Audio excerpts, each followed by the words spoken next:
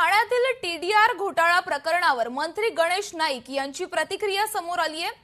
दयाभाई कंपनीला दिलेल्या टीडीआर प्रकरणी दोषी कोण? वनमंत्री गणेश नाईक यांचा ठाणे पालिका प्रशासनाला सवाल आहे। ठाणे आयुक्तांनी लक्ष न घातल्याचा नाईकांचा गंभीर आरोप आहे। टीडीआरचा भार ठाण्यातील रहिवाशांवर का? इको सेन्सिटिव्ह झोन मध्ये उद्यानाचा टीडीआर कसा दिला? गणेश नाईकांचा ठाणे पालिकेतील सत्ताधाऱ्यांवर निशाणा आहे। गणेश नाईकांचा ठाणे पालिकेतील सत्ताधाऱ्यांवर हा निशाणा आहे। दरम्यान टीडीआर प्रकरणात मंत्री प्रताप सरनाईक यांनी गणेश नाईक यांचा मुद्दा घोडलाय। दयाभाई आणि कंपनी या लोकांनी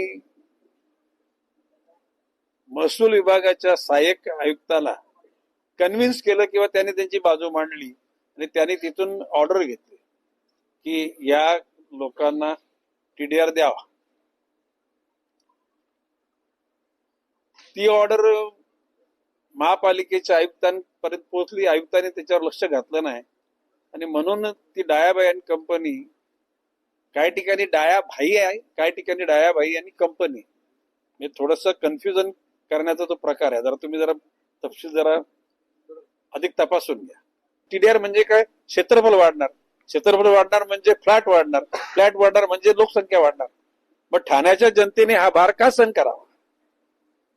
आता ठाण्यातले लोक पण कोर्टामध्ये जाणार आहेत।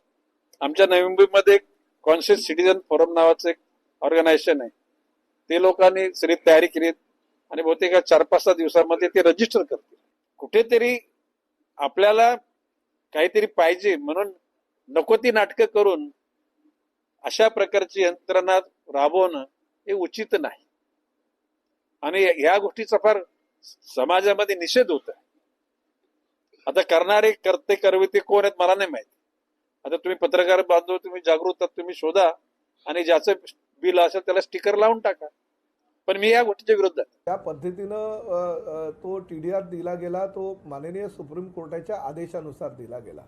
त्याच वेळेस जर वन खातं सुप्रीम कोर्टामध्ये दाखल केलं होतं, म्हणजे दावा त्यांनी दाखल केला होता कारण असता, तर ठाणे महापालिकेचे आयुक्त सौरव राव यांनी सांगितलं, मी वन खात्याच्या लोकांशी वारंवार सांगत होतो, बोलत होतो की तुम्ही आपलं प्रतिज्ञापत्र सादर करा, आमचा हक्क आहे असं तुम्ही त्या ठिकाणी सांगा कोर्टाला। परंतु त्यावेळेस दाखल न केल्यामुळे कोर्टानं एकतर्फी ऑर्डर केली आणि तो टीडीआर दिला गेला आणि ठाणे महानगरपालिका क्षेत्रातील ज्या काही सुखसुविधा आहे, पाणी आहे, कचरा आहे, रस्ते आहे किंवा इतर काही ज्या नागरी सुविधा आहेत त्याच्यावर त्याचा फार मोठा परिणाम होणार आहे। आताही जर ते कोर्टामध्ये गेल्याने कोर्टाने जर तशा सूचना केल्या तर खूप आनंद होईल। लोकशाही मराठी ऐका, पहा, जागरूक रहा।